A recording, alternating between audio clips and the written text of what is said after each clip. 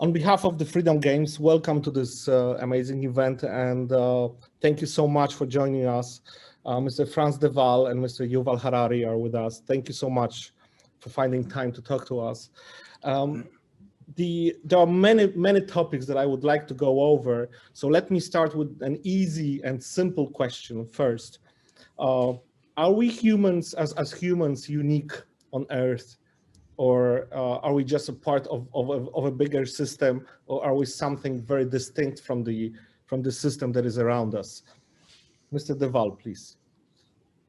Well, we are primates. I'm a primatologist, and so I look at humans as one of the 200 primate species, and it's a special species if you want to, but certainly a species that has language, which I think is very special, and walks on two legs, which is somewhat special. You know, penguins walk on two legs too, and so there's a bunch of other species that walk on two legs. But other than that, we are animals among animals, in my view. And so we have a long tradition in the West, especially, of setting ourselves apart and saying that we're closer to the angels than to the beasts. And many of us have believed that because it was repeated so often by both religion and philosophy. But I think it's a wrong view of the human species. Is it Harari? Well, I think that on one level, yes, we are just animals, not particularly different from other apes and other animals. On another level, of course, we are unique. We have unique abilities to cooperate in large numbers, which makes us more powerful than any other species on Earth. And this ability in turn is rooted in the capacity to use language and to create imaginary realities. We know more truth than any other animal, but we also believe more nonsense than any other animal. And this is part of our power. If you look at any large-scale human corporation, at the basis, you will find mythologies and fictional stories, not just about gods, but also about nations, also about money. As far as I know, we are the only animal that uses money, which is a fictional creation. Mm-hmm. And the other, I think, distinct thing about us, when I look to the future, is I think we are on the verge of really changing the basic rules of the game of life, which makes us really unique. For 4 billion years, life on Earth was governed by the evolution of organic beings, and we are the product of this organic evolution, like the chimps and like the jellyfish and like viruses. But we are on the verge of starting potentially a new process, breaking out of the limited organic realm and starting to create the first inorganic beings in the history of life, and also transcending, in a way, evolution by natural selection and starting a process of creating life by intelligent design. Not the intelligent design of some god, but our intelligent design. So this makes us really unique compared to all the other animals.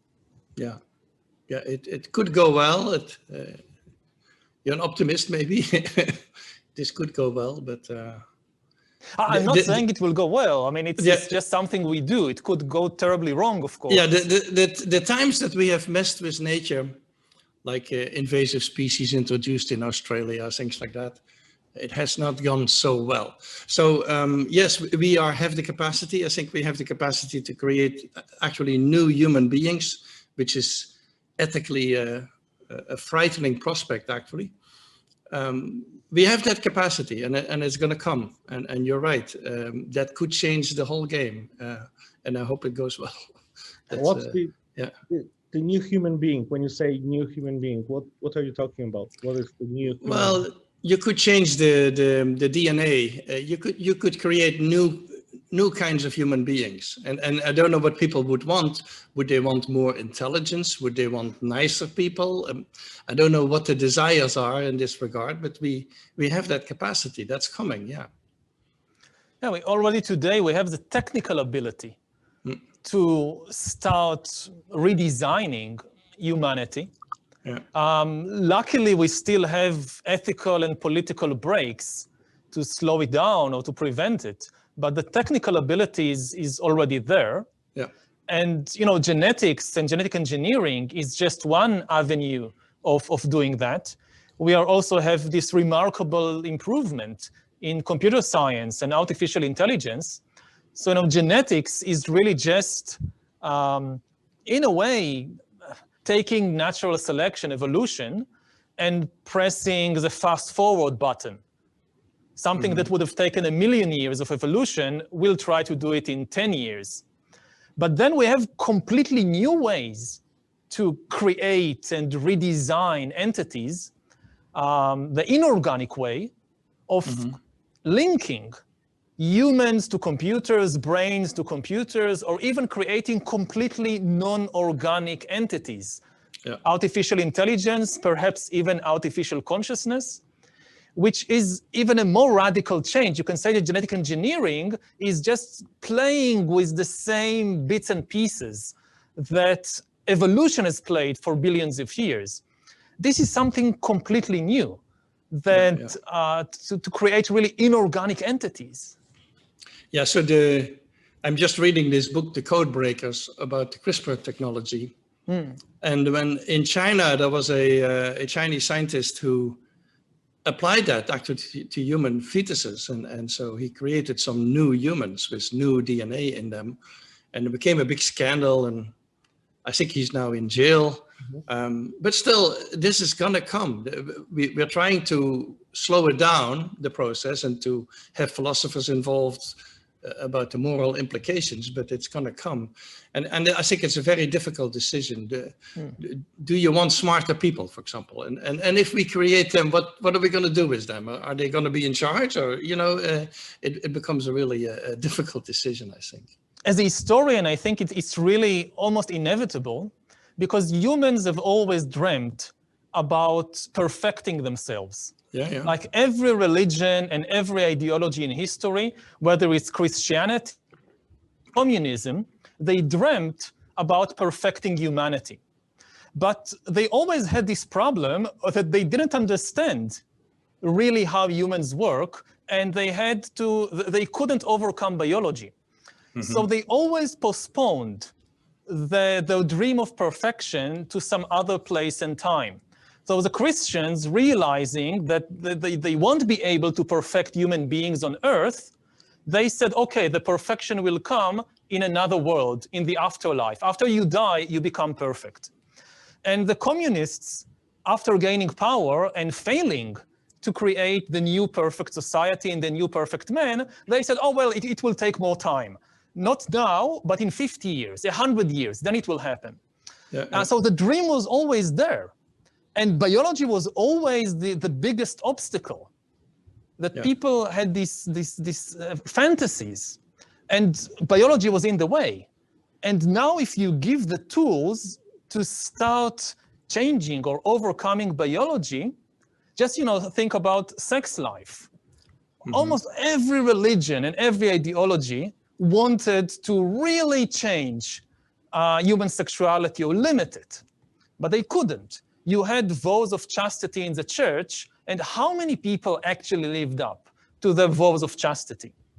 Now think, if you can really start messing with human biology, what will be the result of these sexual fantasies of different religions and ideologies?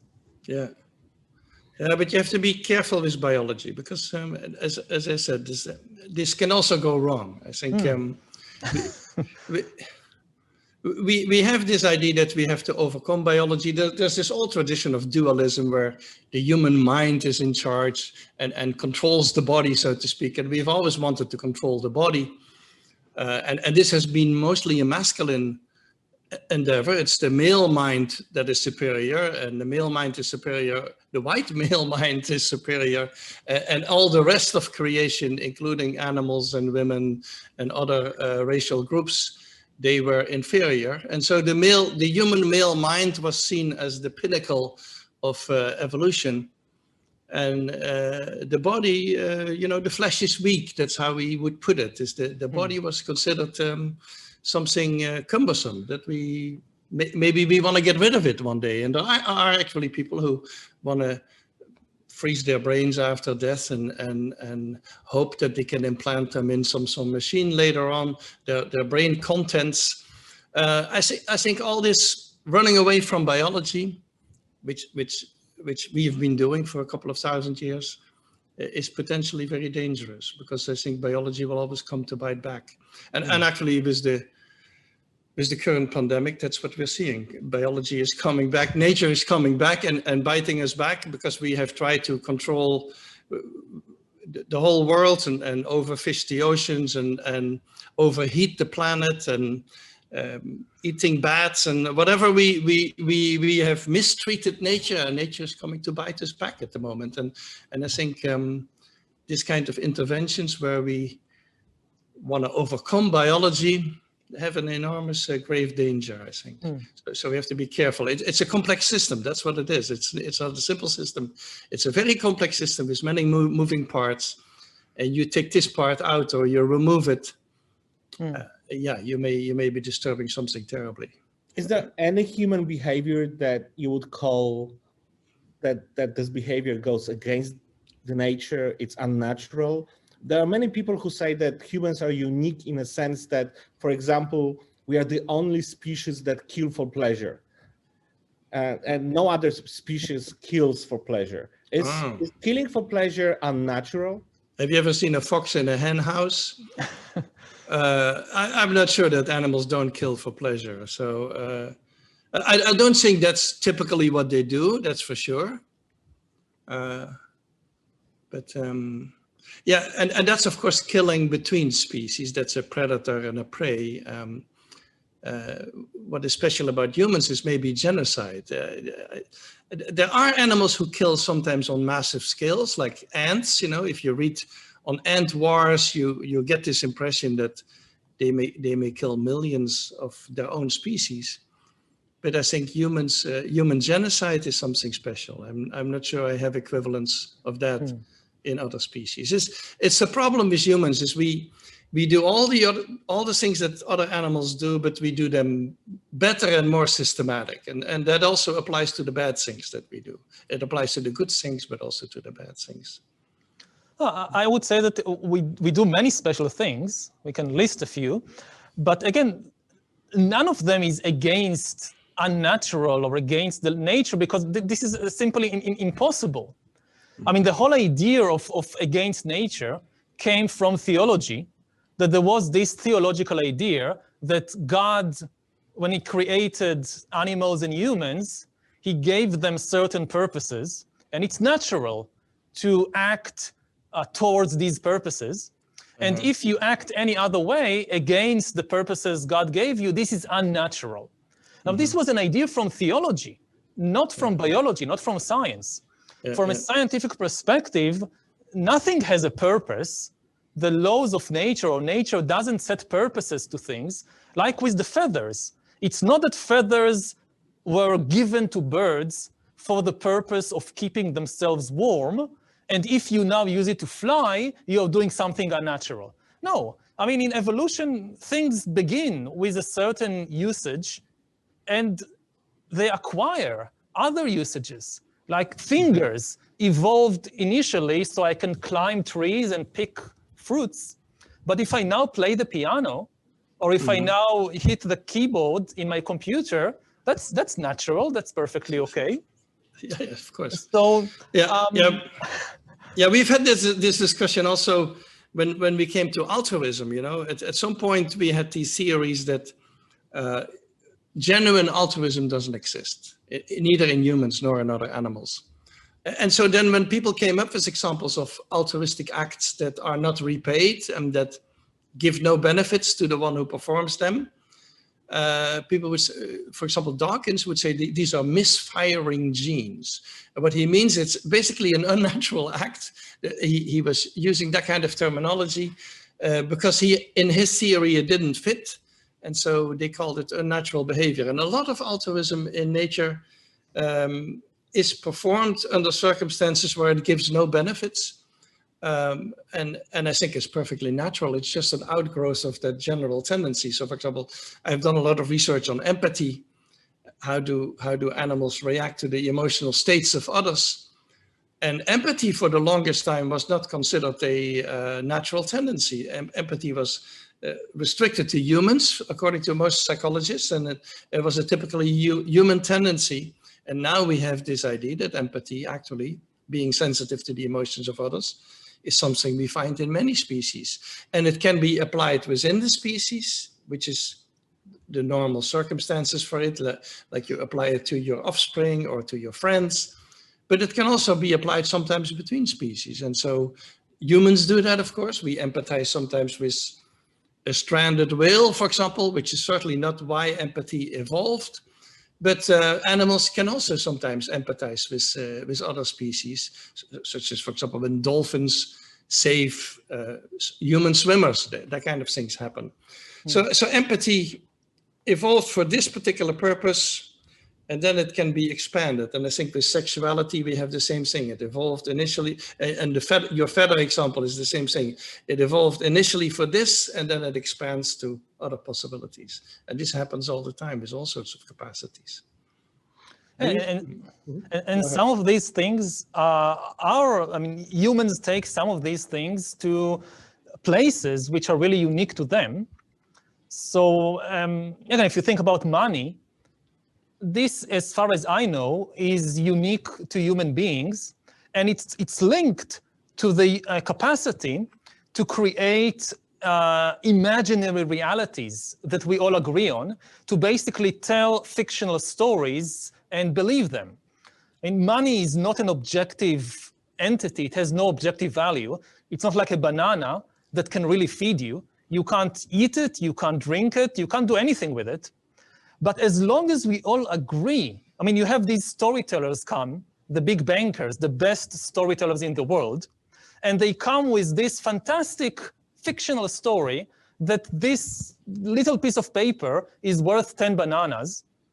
And if we all agree on that, it serves as the basis for a global trade network. I can go to a supermarket, give this piece of paper to somebody I never met before, and he gives me a banana I can eat. Now, as far as I know, humans are able, at least with some animals like capuchin monkeys or chimpanzees, they can teach them how to use tokens. Yeah, there are studies by Robert Yerkes. It started like almost 100 years ago. He started doing studies with a machine that I think they call it the monkey automaton or something. They taught chimpanzees to have coins and put them in there, and they could get goods for it. And so you can teach them to use money, and they even understand that they can exchange less valuable items for more, like there would be like a $10 bill for a $100 bill, and they would prefer the $100 bill. And we've done all these exchange experiments with capuchin monkeys too. And so they can understand, I wouldn't say the concept of money, but they can understand the exchange concept and the value of certain valueless items that have a potential to give you rewards. But I don't think any animal uses this capacity in nature. So humans have elevated this to an enormous level, of course. And yes, there's an enormous amount of manipulation going on with money and so on. But the very basic principles can be taught to other species. Yeah. I'm all for statement that money is unnatural. If we can agree that money is unnatural. No, it comes from a natural capacity that we have to tell stories and to create kind of fictional realities that we all agree on. If you can, we are now in the midst of the Olympics. So think about this amazing thing that people from all over the world come to this one place and compete in all kinds of games. Now, to compete we tend to think about the Olympics as a clash between different nations, like everybody is cheering for their own national team, but underneath it, there is first of all agreement, consensus, that everybody needs to agree on the same rules for the swimming competition, otherwise you can't compete. And these rules are, most of the time, they're our own fictional creations. And I mean, nobody would argue that the laws of football came down from heaven in a fixed form or are encoded in our DNA. We invented these rules. And the amazing thing is we can reach a global consensus how to play football. And this is not something unnatural, but it is something that, it exists to some degree among other animals, but we have taken it to an extreme, which is the basis for everything from religion to trade to sports. Yeah, that's very human-like, because of course, my primates, they play all the time, and also measuring your strengths against others, all of that, they do that all the time. But I don't see much of a rule, general rules in there. The only rule is that you don't hurt your partner. And if you do, the partner will certainly protest and get back at you. So that kind of rules, but playing sports like we do, and the offside rule in football, for example, which is very complex, in my opinion, that's not something that a chimp will ever understand and ever follow. Do different groups have different games that they play? Like, can you describe a different culture for different groups? Well, the apes have a tendency the young ones have a tendency to invent new games all the time. And so they may have a game of digging a hole and putting water in it and then stirring it. And that's their game for the coming 2 weeks. And then somebody else invents another game. And so like children, they have these phases that they go through with different games. But most of those are not competitive. It's not like one team against another team. It's just a game that they play together. It's more togetherness than competition. No, and they play a lot of games, but the rule-based games, that is a very human thing, You mentioned empathy, and I think this is something that I would love to focus on a little bit more. Looking at the evolution of human spaces, especially in terms of public life among humans, do you see that we have more empathy towards each other or less empathy as we go on and the evolution moves on? I think the basic forms of empathy in humans and other mammals are very similar. Humans have a more complex form of empathy, maybe. So the basic form of empathy is that I'm affected by the emotions that you show. You are distressed, it makes me distressed. You are happy and laughing, I will be laughing with you. That's a very basic emotional connection. It's called emotional empathy. And I think that is what we find in all the mammals. There's now rodent studies on it, dog studies, also all sorts of mammals have that basic emotional contagion. The more complex forms is where I try to understand your situation. I try to understand your life and imagine myself in your position, for example, or walk in your shoes. That is much more complex. We have indications that apes can do this. I personally think that also dolphins and elephants can do this to some degree, but that's a more complex form of empathy. And then the most complex forms, I think they may be uniquely human, is where we can even empathize with somebody who we don't see. We read about a person in a novel, and we empathize with this person in the novel, which is a completely abstract sort of situation. And I don't think that kind of empathy occurs in other species. So there's many levels. And the very complex cognitive levels are maybe uniquely human, but let's take a very simple expression of empathy in chimps. If one chimp loses a fight and screams and sits in the corner, others will come over and groom and kiss and try to reassure them. And that's a very typical act of empathy in the chimpanzee. Dogs do the same thing with humans. There's now experiments also on that. Is that if a person cries in the family, the dog will come over and put their head in their lap and have also a tendency to console. So these very basic forms of empathy are general, but there are forms, I think, that are too complex and that are found only in our species. I think that what we see in history is the capacity of humans to take this basic ability and then stretch it in all kinds of directions for either good or bad, you can use cultural means, again, like storytelling and mythology, to create empathy towards people you never met. And you just read about them and you still have very strong empathy towards them. And this is the basis for nationalism. You know, there is a lot of argument about nationalism. As a historian, I think that if you understand nationalism correctly, it is one of the best inventions of humankind ever, because at the basis of nationalism is not hatred of foreigners. Hating foreigners and minorities, this is not nationalism. Nationalism is about loving your compatriots and caring for them. And the amazing thing is that we are able to care for millions of strangers we never met. And, you know, I pay my taxes so that somebody on the other side of the country that I never met will get good healthcare or good education.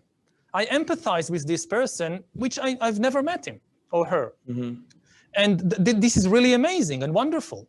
The other side of the coin, of course, that you can use the same mechanisms of inventing all kinds of stories and spreading them to cause hatred and cruelty towards people you never met, or towards people that you don't know anything about them except for their skin color, or except for their religious belief or their sexual orientation, and you will immediately feel very negative emotions towards them just because of some story you believe.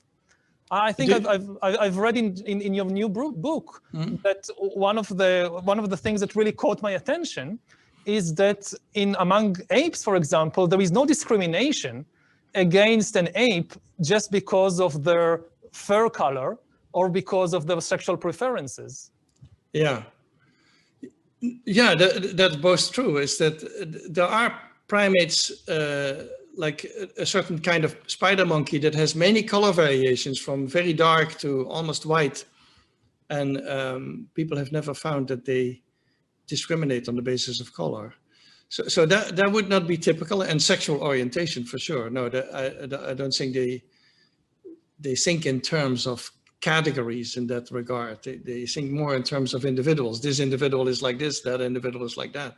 And there's no intolerance there. But do you think, because you say nationalism has little to do with disparaging other groups, do you think nationalism could exist in humans if there were not some outside groups? I look at it as an in-group, out-group phenomenon, which we find in many animals. In humans, of course, it's on a much larger scale. The group is not just 100 individuals, it's like a million of multiple millions. And so there's anonymity in that area. But do you think humans could be nationalistic if there were not outside groups? Because I think those two things are linked. Yeah, I think you need outside groups to have nationalism, but then at the basis, you don't need to have hatred and violence and war. You can have more positive attitudes as the basis. And you know, it can manifest itself in things like, again, the Olympics, that you need the other teams in order to feel great loyalty towards your own team. Yeah, yeah. But it doesn't mean that the main thing you do is go around beating the fans of the other team or starting wars. No, I mean, you need several teams, but you can have consensus about the basic rules and how to organize everything. And the main expression of your nationalism is loving your team, not hating the others. And this manifests also, I think, in politics, that the good type of nationalism, you know, I mean, you look around the world today, you see leaders who claim they are great patriots. Why? Because they hate the foreigners or the minorities. But the same leaders don't pay their taxes.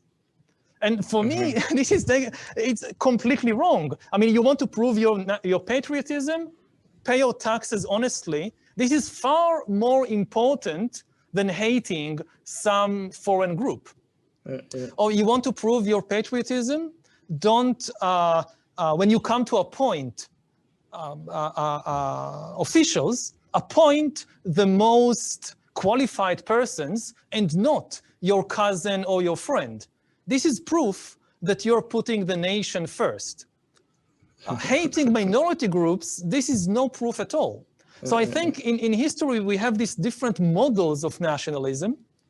And I think there is a tendency in some scholarly circles to have a knee-jerk hostility towards nationalism as if it's all bad and it causes nothing but wars and so forth. But we need a more balanced view that nationalism, yes, historically it often led to terrible things because people understood it mainly as about hatred. But we should cultivate a more positive understanding of nationalism as caring about your fellow citizens, that it manifests itself in paying taxes and creating a national healthcare system, not in fighting wars. And this understanding, I think, would be much more helpful than kind of tarnishing the whole national project as something negative that we should somehow eliminate, because it's not going to happen. I mean, at least not in the foreseeable future. Yeah, because humans are very quick in making in-group, out-group distinctions. There are these early experiments by a Dutch psychologist, Jaap Rabbi was his name. After the war, after World War II, he wanted to understand how groups could have hated each other so much. And he set up these experiments in the Netherlands where he would bring in groups into a room, a group of people randomly. He would randomly assign them a blue pen. Some of them would get a blue pen. The other ones would get a green pen. And then he would start talking about them like the blue-penned people and the green-penned people. And very soon, he would have them give a little speech, and then you would have to rate the speech. Very soon, the green-penned people felt that the green-penned speeches were much better than the blue, and the other way around. And so within randomly assigned people, he immediately created groups.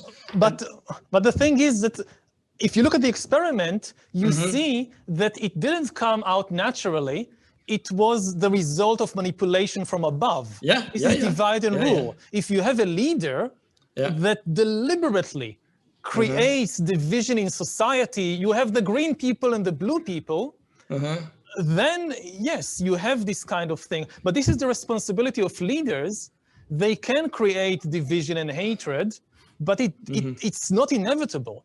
But it shows how easy it is in the human species to create that. And often the groups that we dislike are the groups that are most similar to us. So for example, I remember the DNA studies that show that the Japanese and the Koreans are DNA-wise very close, but they don't like each other. I think with the Jews and the Palestinians in Israel, it's probably very similar. DNA-wise, they're very close, but they don't like each other. And so I think the groups that are close to each other are the ones who often dislike each other the most, because they interact more, of course. Yeah, I mean, I think Freud called it, what was it?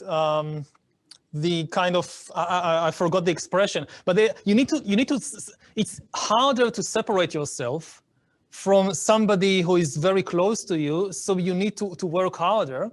And again, you look at religious divides.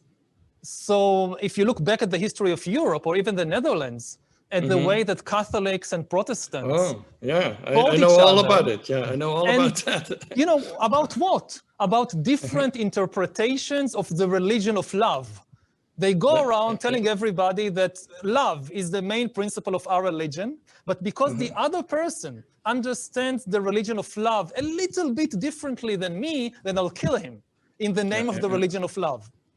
So some of that is completely artificial, but in chimpanzees, for example, we've had cases. Well, it's not based on ideology or religion for sure, but in one group of chimpanzees that was studied by Jane Goodall, the individuals lived together. They did everything together. At some point, the group split in two, and so one group went to this territory, the other one went to that territory, and within a couple of years, they started killing each other. So that's very amazing to us as primatologists, as these are individuals who play together, they know each other very well, but now they hate each other. And so you can create hatred also in humans between individuals who normally could get along. And sometimes these things happen. I suppose under Tito in Yugoslavia, everyone got along, but as soon as this man disappeared, everyone was not getting along anymore. And so in humans, you have these artificial situations that can either bring people together or drive them apart. And the politicians know very well how to do that. They do that all the time. So is the hatred unique to humans? Do animals know how to hate each other? Oh yeah, of course. They know how to love each other and how to hate each other. And so the in-group, out-group distinction is very, very serious for them, and goes together with a lot of aggression and sometimes killing in some species. In most species. Is it hate? Because I understand how I do understand how animals can fight over territory, for example. Yeah. That's obvious. That's easy to understand. Yeah. But like pure hatred, because you just mentioned that animals don't hate each other because of a different color of fur, for example. And as we know very well, people do know how to hate each other because of the color of the skin. Yeah. So is it unique to humans, this kind of hate? Yeah, I don't think hate is unique to humans. I think love and hate are things that you find in other species, but hating based on an artificial usually small distinction, I think that's typically human. And so, as Yuval said, for example, the Protestants and the Catholics, it's amazing because they basically have the same religion. In my opinion, it's not terribly different. But within the Protestants, I live now in the US, where you have all these Protestant denominations that hate each other, even though they're even harder to tell apart, I would say. But yeah, people hate on small differences. Now, and that I think that's typically human to carve up things. We do that with races, we do it with ideologies, we do it with sexuality. We label things and we carve it up, and then we start hating each other for this or for that. And I don't know why we do that, but it's a terrible affliction of our species. In a way, you can say that in animals, sometimes objective conditions kind of force them into competition and violence. Like there is a limited amount of food, and if the other group gets it, then we don't. Yeah. And sometimes people imagine that humans fight for the same reason, that there is a limited amount of territory and food, so we have to fight. But actually, again, as a historian, my impression is that the vast majority of wars in history were not about objective resources. They were about all these invented stories that define our identity. And the wars are really about the stories, not about the territory, not about the food. If you look at the history of Europe, a century ago, Europeans were killing each other by the millions, even though at the time they controlled most of the world. And still they had all this territory and resources, still couldn't agree. Yeah. Now, Europe doesn't have these enormous empires. Actually, they have a much smaller territory, and yet they lived in amazing peace, at least when looked from the Middle East. It's amazing, the peace of Europe, not because they have more territory to divide, but because they found a story that they all can agree on. And when I look at Israelis and Palestinians, it's the same. If you look at the territory between the Mediterranean and the Jordan River, it's one of the, I would say yes, it's one of the most crowded places on earth. That's true. But still, objectively, there is enough space to build houses and schools and hospitals for everybody. There is enough food. People fight because they can't find a single story that they can all agree on of who we are and how should we live. Yeah, but I think in Europe, yeah, there is maybe a narrative there, but there's also an important economic incentive now. After World War II, the Europeans, especially Italy, France, the Benelux, Germany, decided that it would be better to create mutual dependencies, economic dependencies, and that would foster peace. That was the idea of the European Union. And at that time, the Brits were still on board. They now have decided that they don't need to be part of it.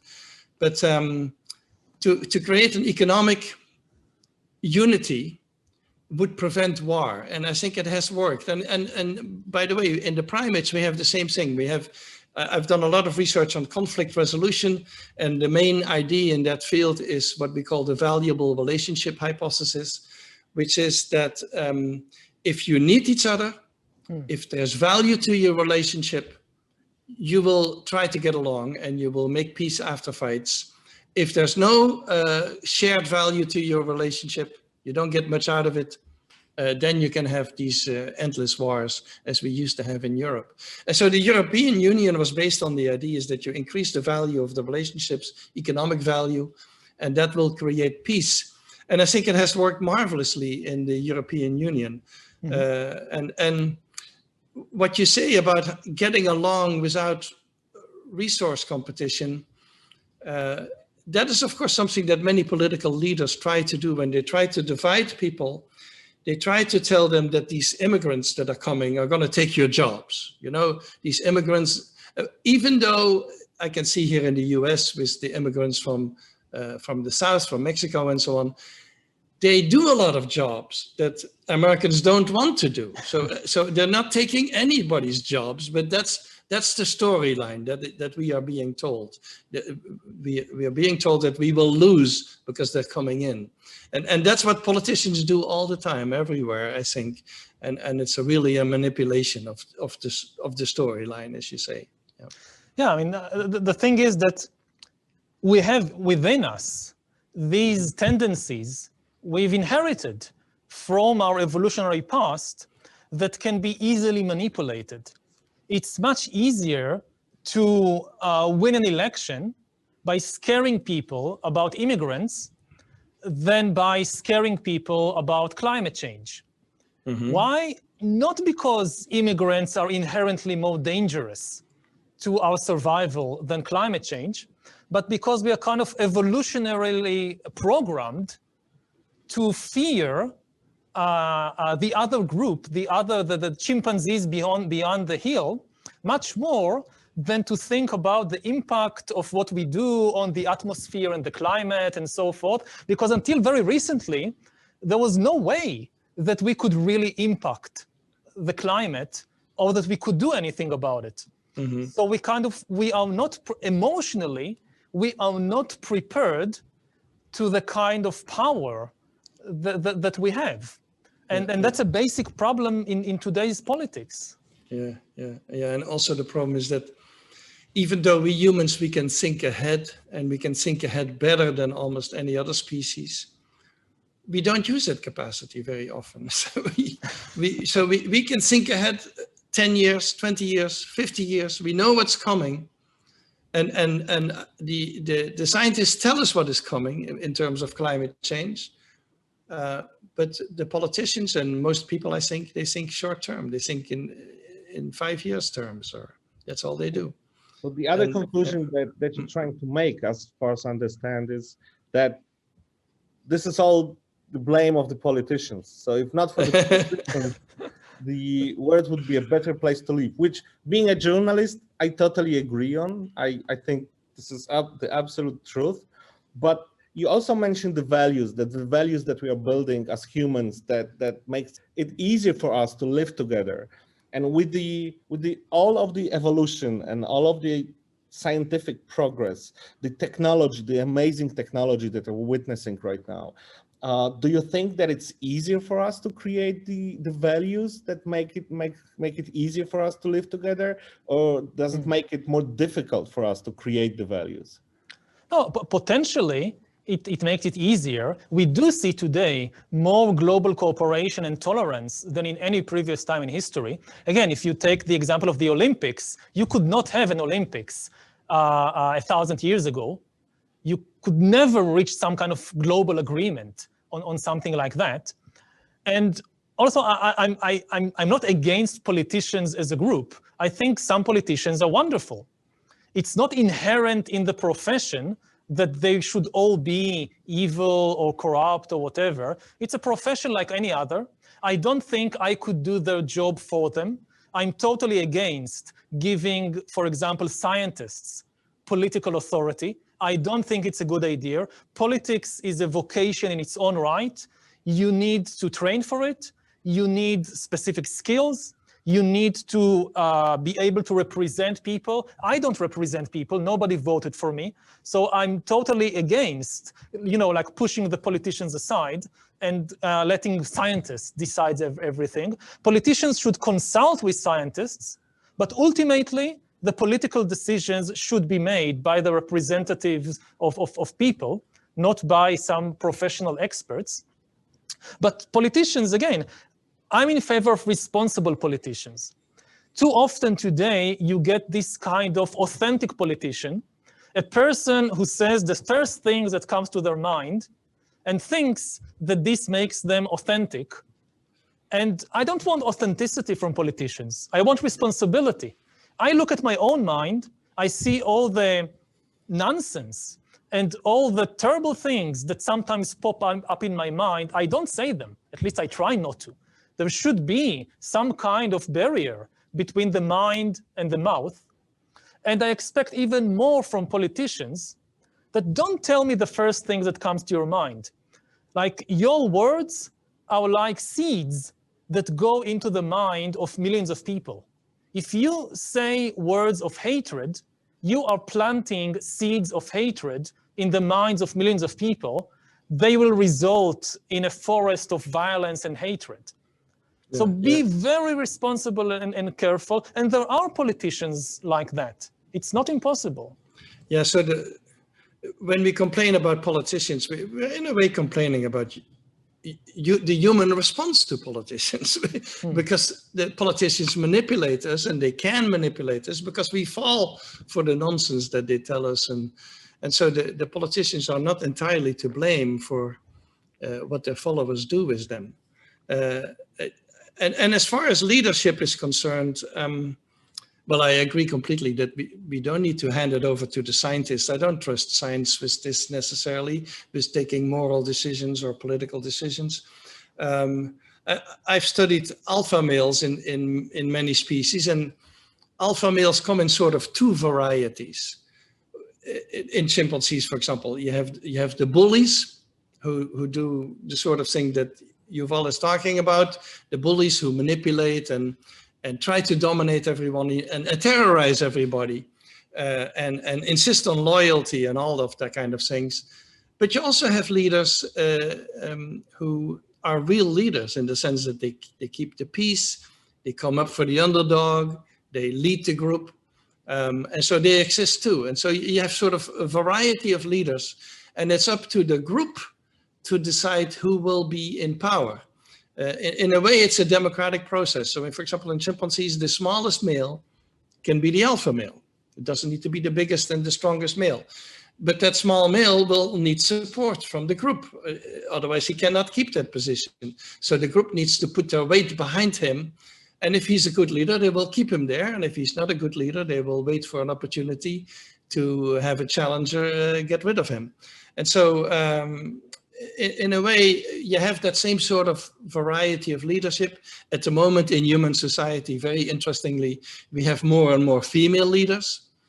And I don't know if you've noticed, but with the COVID crisis, the female leaders have generally reacted a little bit differently than the male leaders. So at least we have had some male leaders, like here in the US and in Brazil and other places, who have tried to manipulate the system. Instead of fighting the virus, they made the virus the enemy, so to speak, or their political enemy, and they didn't listen to the scientists, and they have tried to manipulate things based on what happened with the virus.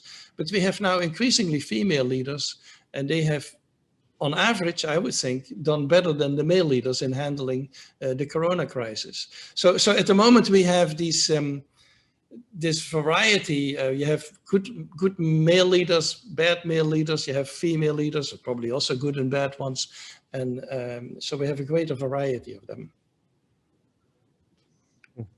Do you see evolutional change in the role of the gender in human species? Because you mentioned the female politicians who deal differently with the coronavirus situation? Does it? There are a lot of people who say that there's a bigger change coming in a way that in the role that gender plays in human life. Do you see it coming? Yeah, I think the human gender roles are fairly flexible, in my opinion.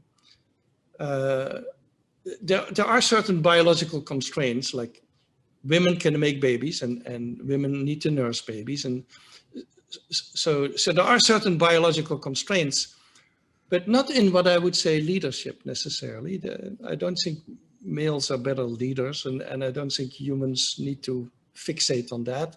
And if I look at our closest relatives, we have chimpanzees and bonobos as our two closest primate relatives, and the bonobos are female-dominated species, and the chimpanzees are a male-dominated species. And so they don't tell us a very consistent story on what we need to do in our society.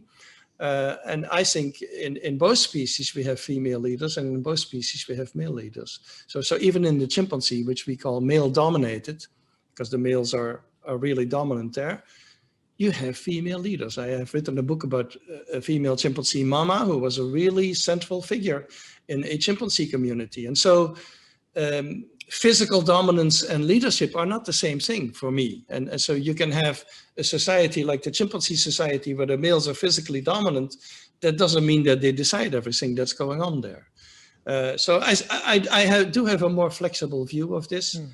And I don't think there's any reason, biological reason, why you would say that males need to be the leaders of human society. That would be nonsense, in my opinion. Mr. Harari, do you see the change coming in the history of humanity? Yeah, you know, the patriarchal societies dominated by males have been the norm among humans for thousands of years. And if we had this conversation a century ago, 2 centuries ago, it would have been easy to imagine that this is just dictated by biology. Because you look throughout the world, throughout history, in the Middle East, in Europe, in America, and at least if you look at large-scale societies, not at hunter-gatherer bands, but at kingdoms and empires and so forth, they are all patriarchal. So you would think this is a fixture, maybe dictated by biology. But then the last 100 years have seen maybe the biggest revolution, social revolution in human history, the change in gender relations and gender roles. And the amazing thing from my perspective about this revolution is not only how swift it was and how big it was, but also how peaceful it was.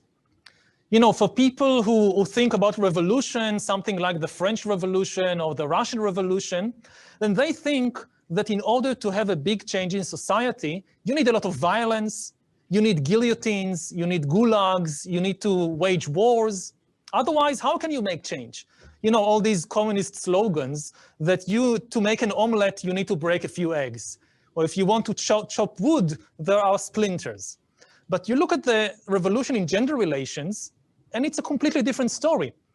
As far as I know, feminists never started any wars, never assassinated any presidents, did not send people to the gulag, and they managed to change maybe the most fundamental aspects of human society very quickly. And I think that in the 21st century, the pace of change will be even faster. And I mean, when I look today at the academic world, I see something that as a historian makes me a bit ashamed. I see tyrants and autocratic rulers like Putin in Russia, like Orban in Hungary, that they are closing down departments of gender studies. And they are trying to wage war against gender studies. And they leave the history department and the philosophy department alone. And this tells me that we don't endanger them. But the gender studies department, this is where the really important stuff is happening. Because these are the departments that they are trying to close. Mm-hmm. And I think that if you want to understand not just gender relations, but the more broad revolution that will happen in human relations and in the very meaning of humanity in the coming decades, the place to go is the gender studies department. Mm-hmm. And you know, some of that started with biology. So the pill, it's the only pill that we call the pill. The pill is a small biological invention that changed a lot of things because it gave us control over reproduction, and it allowed sort of decoupling of sex and reproduction. Because, of course, to have smaller families, we could also have stopped having sex, but for the human species, that is not really a good option. And so the pill was necessary, but it's a small biological invention that greatly contributed to this particular revolution by reducing the family size. And I think you're right. I think the gender relations, first of all, they have some basis in biology, but we shouldn't exaggerate that basis. I think there's quite a bit of flexibility there. And second, it is on the move. It's clearly on the move. Another major difference that I see is that in the old days, if I had been born 50 years before when I was born, I would probably have ended up in the army or something. And many young men in Europe during World War I and World War II were killed on the battlefields. And so in the old days, the privileges of man were only for the rich man, I think. Poor men, poor boys, they ended up in the army and they ended up being killed. And that stopped. When that stopped in Europe, all this warfare that we had going on, it exposed more the privileges of maleness than before. So before that time, you could argue, well, all these boys, they end up in the army. And so being a boy was not really a privilege, in my opinion, in that time. But after the peace settled in Europe, it became more obvious that men have a good life compared to women, and that women have to fight for a lot of basic things like voting rights, education, birth control. Women had to fight for a lot of things that were not available to them. And I think it became more clear how the gender relations were out of whack at that time. And I think those two things have greatly contributed. The invention of the pill and the ending of the wars and the killing that was associated with that. Yeah, and when we think about the invention of the pill, as you say, it's such a small technological invention with such a huge social and cultural impact. So now we are developing far more remarkable technology to start changing the human body, the human brain. And again, I think you look at the debates today about transgenders, and I try to understand why are so many people so upset or excited or whatever about this relatively very small part of humanity. And I think that deep down we understand that this is kind of the vanguard of the future. That if you want to think about one field in which new technologies are really changing in a fundamental way what it means to be human or our identity, then transgenders is kind of the obvious place to go. And this is kind of the template for transhumanism in many ways. Mm-hmm. That it starts maybe with gender, but it will increasingly impact more and more parts of human identity. You mentioned the pill, and I think for me the pill is about the freedom of a woman to choose.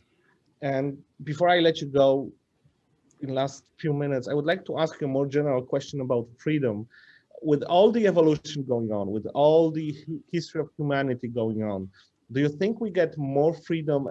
And we talk a lot about freedom. Politicians talk about freedom, but all of us talk about freedom all the time.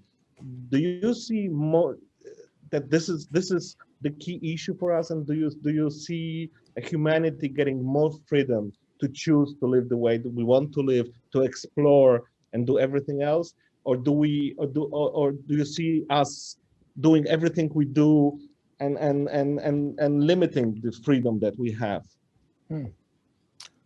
I think we have a choice, again, between extremes. The technological and political developments are kind of constantly increasing the stakes. We have the potential for greater freedom than ever before, including especially freedom from disease, freedom from hunger, freedom from oppression. We can create a more free world than ever before. But at the same time, the same technology also creates the potential for the worst totalitarian regimes in human history. If you think about the new surveillance technology, so, you know, in the old communist bloc, there could be a secret police agent following you 24 hours a day, but they didn't really have the capacity to follow everybody all the time, and they didn't have the ability to analyze all the information. Like you would have these mountains of paper in the secret police headquarters, and nobody had the ability to read all that and analyze it. And of course, they never had the ability to go inside your body, to actually monitor what you feel and think. So if there is a speech by the great leader on television or on radio, everybody has to listen, and you can smile and clap your hands, and nobody knows that you actually hate the guy. But in 10 years, with the present technology, you can create something far worse than the Soviet Union or Poland under communism. Yeah, it is already happening. Yeah, you can use, you don't need human agents to follow you around. Use technology to follow everybody. You can, for the first time in history, you can follow everybody 24 hours a day. You can analyze all that information, and you can go under the skin.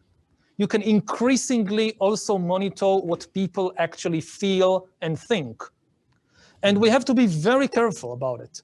So we have this choice. If we make the wrong decisions in the next 10 years, we will end up with a totalitarian regime worse than the Soviet Union in the days of Stalin.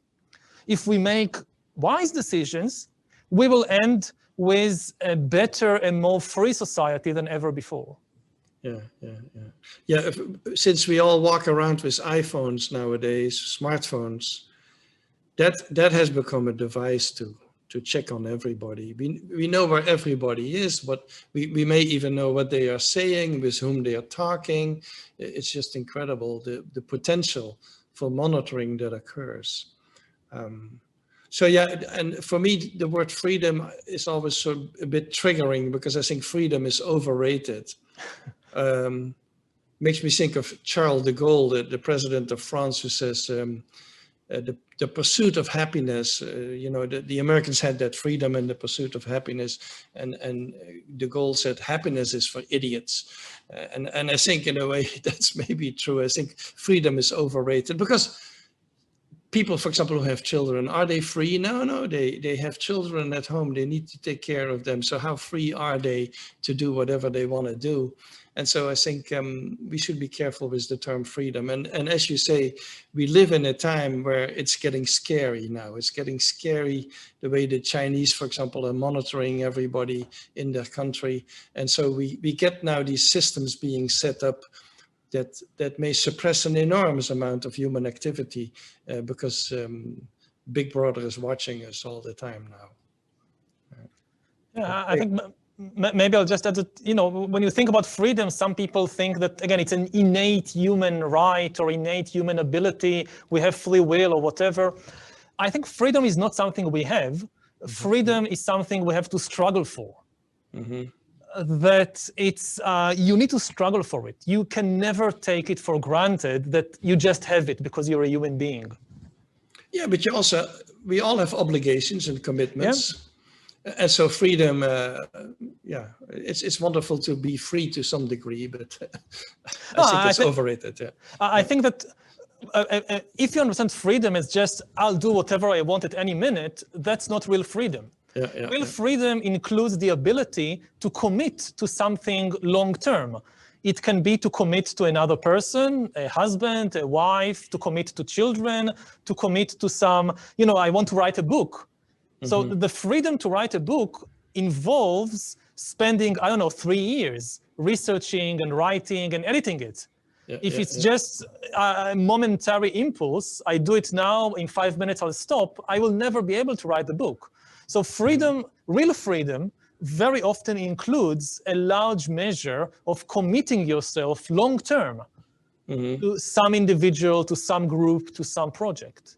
Yes, so it's a bit like with animals in the wild, like let's say chimpanzees in the forest. People say, oh, they're free. You know, they have to work every day to get their fruits. They have to be careful because they're leopards and they have their enemy chimpanzees that they need to deal with. They are free compared to, let's say, a captive chimpanzees in captivity who get their food brought to them by humans. I think freedom is a difficult concept, but it's thrown around very easily, and it's equated with happiness, which to me is not the same thing. I think you can be perfectly happy in an unfree situation. My freedom to postpone the end of this discussion is definitely over. So we have to finish this. Thank you so much for finding time. I do hope to see you in Poland in person. I hope so. Yeah. This is the second time I meet Mr. Harari, and we still never met. So please come to Poland next year. I really want to. I mean, my family is originally from Poland, so I really want to come and see kind of my ancestral home. But you know, until the COVID crisis is over, I'll probably have to wait. Yeah, Mr. Harari, Mr. de Waal, thank you so much for finding time. Thank you. Thank you. You're bye welcome. bye. Nice seeing you. Bye bye.